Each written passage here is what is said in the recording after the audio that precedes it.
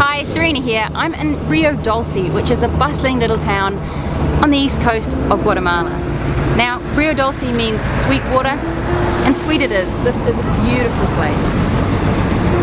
I'm staying at a hostel called Hotel Backpackers, and the great thing about this business is that it fundraises for an orphanage that houses and schools over 300 children, about half an hour down the river. Now, most of the staff here have actually graduated from the orphanage, and it still relies very heavily on donations.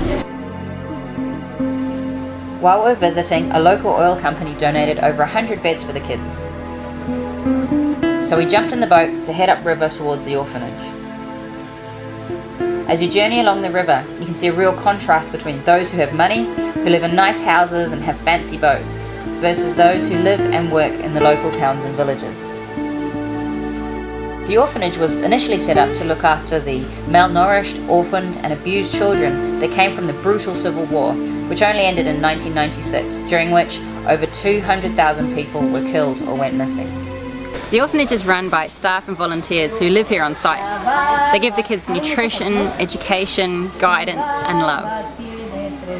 Being a volunteer is an experience that you just can't get in everyday life.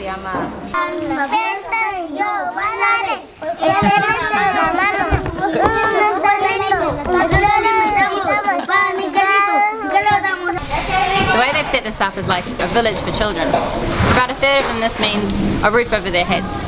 But for all of them, this is a place where they get education and nutrition. It's a place where they can get confidence, skills and opportunities so that they can move on in life.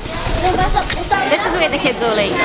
Now, for some of them who don't actually live here, this might be the only proper meal they get all day.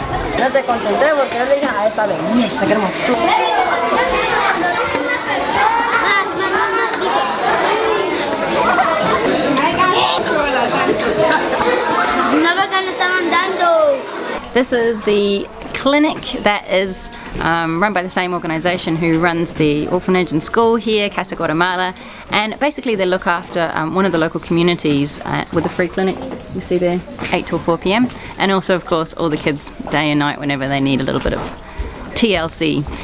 It's staffed by volunteer nurses, and there's also doctors that come on a regular basis. One of the volunteers, Natalie, has brought us here. We're in the house of Rebecca and her lovely kids, and Rebecca washes some of the clothes of the volunteers, and this is where she lives.